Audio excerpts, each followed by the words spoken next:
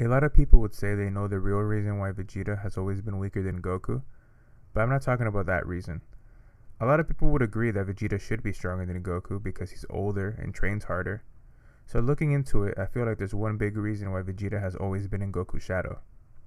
Starting with the first time that they meet, both of these guys have mostly only trained and fought for the sole purpose of getting stronger, yet Vegeta is a lot stronger than Goku. Goku needed to really push himself with Kaioken times 3 to even be a match for Vegeta, and had to basically break his own body with a times 4 to beat Vegeta's Gallic Gun. The reason why Goku has always been ahead of Vegeta is because Vegeta always trained for the wrong reason, and believed once you reached a certain power, you become unstoppable, while Goku always trained to be stronger so that he could fight stronger people. After this fight is where Vegeta starts putting a lot of value into a title. He's never faced a Saiyan that challenged his power before, and he self-reflects thinking, wait, I'm an elite and a prince, how can this be? So he decides to go ahead and make up an excuse to why he lost. He determines that it's all because Goku and his friends mask their ki and multiply whenever necessary. Because of this, he probably thought, if a bunch of weaklings and a low-class Saiyan could get the best of me, then imagine what I, an elite and prince of all Saiyans, could do if I mask my power. Vegeta holding that thought would probably explain why he suddenly had the balls to fight Kui, someone who did rival him previously, and Dodoria, someone who had been stronger than him for a while. After taking down those two, he goes and tries hiding his power against Zarbon, but loses only because Zarbon had also been hiding his real power. After Vegeta loses to Zarbon, he realizes that he can maybe take advantage of the new hide your power technique that he learned by using it to hide his Zenkai boost. Pause here if you don't know what that is. Before, while working in Frieza's army, if he ever did get a Zenkai boost, Frieza and his henchmen's scouters would just pick up on it, so Vegeta was never able to ever take advantage of the Zenkai boost up until now. With that, he ends up winning the rematch against Zarbon. Later on, when Goku shows up during the fight against the Ginyu Force, Vegeta sees a power in Goku that makes quick work of Birder, Jeice, and Recoome. This is the first time that Goku was really stronger than Vegeta, so Vegeta seeing Goku as someone who used tricks to beat him before, and now suddenly being stronger than him, makes Vegeta think this could only happen if Goku is a Super Saiyan. This is again where he puts too much value into a title. He reasons that the only way a low-class warrior could be stronger than an elite is because that low class must be a Super Saiyan, which is the biggest title in Vegeta's eyes. Eventually he comes up with the idea, okay, Frieza has one thing he fears, which is a Super Saiyan. Goku is stronger than me, which can only happen if he is a Super Saiyan. But I'm the Prince of all Saiyans and a Saiyan elite, so I'll become a Super Saiyan too. This is why 2 Zenkai boosts later, Vegeta swears he's a Super Saiyan, because something else would make sense to him, and it's because he put too much meaning behind the title that he thinks this way. It's part of the reason why he ended up breaking down and crying before dying to Frieza. There are a lot of reasons why Vegeta broke down and cried before his death, but one of them was that he was forced to realize that he's not going to be alive anymore, and that maybe class didn't matter so much. So he begs Goku to beat Frieza, hoping that Goku is the Super Saiyan of legend. So there, Vegeta drops the importance of class, but still clearly believes only a Super Saiyan can beat Frieza. So even when dying, he still puts too much trust in a title. Moving on to when Vegeta was training to become a Super Saiyan, he trained under 450 times gravity and still could not become a Super Saiyan, even though Goku had only trained under 100 times gravity prior to becoming a Super Saiyan himself. Vegeta fails to surpass Goku because he's only chasing the title of Super Saiyan and the title of being number 1, instead of trying to just get better than he was yesterday. Even the simplest moves required every ounce of willpower I had.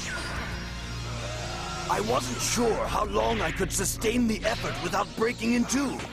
It seemed like the only thing holding my body together was my one desire, to be better than Kakarot.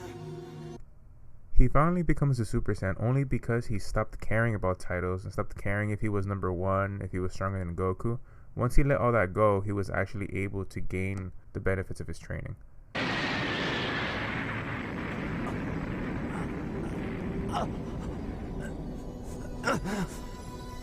Kakarot! Then something just snapped, something inside of me. No, no more! That's it! I don't care! I didn't care anymore. I didn't care about being better than Kakarot. I didn't care about being a Super Saiyan. I didn't care if I lived. I didn't care about anything. And then it happened. Going into his fight against Android 18, Vegeta is extremely arrogant, because why wouldn't he be? To be a Super Saiyan is to have put fear in the universe's most powerful emperor, and he is the Prince of all Saiyans. So obviously a female bucket of bolts shouldn't be too difficult to beat. It is because of how obvious he felt that he should have won, that he contemplates his life for 3 days looking into the sky, so he's clearly in shock. Every time Vegeta talks to himself, he tries his hardest to figure out why he lost, and he comes up with an excuse. So Vegeta now has two choices, which is 1, to understand that the title of Super Saiyan doesn't mean that you're the strongest, or 2, come up with a crazy conclusion that his current Super Saiyan form isn't even the true Super Saiyan form of legend. No! The Super Saiyans of legend were an invincible warrior race! I am their son, and at long last, I have risen to claim my birthright. I have stepped into the ranks of greatness. All my life I have worked towards this goal, and for what? To be brushed aside as easily as a common housefly by an android? A true Super Saiyan would not have fallen. Maybe I'm not who I think I am. Regarding the Super form as the form of Saiyan legend. Are you ready now? To witness a power not seen for thousands of years? Because of Vegeta caring about titles, he doesn't see what Goku saw when he first became Super. This new form has a weakness.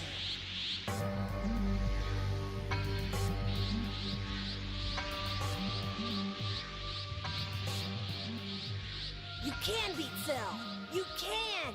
I know you can! Not in this form. Not yet. What? Why not, Dad? I know I look like I can't, Gohan. But these bulky muscles make it hard to move fast. And if I'm going to beat Cell, I can't have anything slowing me down. Vegeta would then go ahead to spend another year in the time chamber, but still doesn't reach Goku's power, because Vegeta doesn't understand that beating yourself up won't get you what you want. After Goku dies, Vegeta feels that Goku surpassed him in every way, and this is why he quit fighting, because he would never be able to say he surpassed Goku. In the 7 years that passed by up until the Buu Saga, Goku reached Super Saiyan 3 because he's always trying to find something beyond his current power, but Vegeta only obtained Super Saiyan 2 because he knows it exists because he saw Gohan do it. With the amount of hard training that Vegeta does, he probably could have become a Super Saiyan 3 if he trained to be stronger than he was yesterday, instead of carrying a chip on his shoulder, feeling like he can never gain the title of best. Vegeta has been upset with himself since the day Goku arrived on Namek. Curious to how Goku was always stronger, he eventually thinks that maybe it's Goku's friends and family. So Vegeta accepts having his own friends and family, but he doesn't get any stronger. This is one of the reasons why he's just so fed up and he decided to become evil again. He wanted to go back to the time where he was stronger than Goku. Nothing else had seemed to work. I wanted him to return me to the way I was before! I was the perfect warrior, cold and ruthless. I lived by my strength alone, uninhibited by foolish emotion. But slowly, over the years, I became one of you. My quest for greatness gradually giving way to this life of mediocrity. I awoke one day to find that I had settled down, formed a family. I had even grown quite fond of them. Vegeta would eventually realize something while watching Goku fight Kid Buu. And this is where he lets all titles go. Elite, Prince, Super Saiyan, and beyond. And just concedes to the idea that Goku's the best. And with that, Vegeta has truly never been weaker than Goku, or in Goku's shadow at least. Going to Dragon Ball Super, Vegeta is never really Goku's lesser. Vegeta surpasses Goku's power for a moment against Beerus, but Goku himself lost twice to Beerus. And later on against Frieza, Vegeta also did beat Frieza while Goku lost. In the team fight versus Universe 6, Vegeta took out 3 of the 5 enemies to then lose to Hit, but Goku also ended up losing to Hit. In the Tournament of Power, if you look at the strongest person who was eliminated in a one-on-one fight, it would be Vegeta eliminating Toppo. so Vegeta in the tournament has the most impressive victory out of everyone else. I believe Vegeta is naturally stronger than Goku, it's just that Vegeta always trained for the wrong reasons. Since he let the importance of titles go, he's been right behind Goku sometimes, even surpassing him. As I make this video, Vegeta might not be the one to beat Moro in the manga, but it's very clear that he is now stronger than Goku, and they will continue to surpass one another because they are the perfect rivals.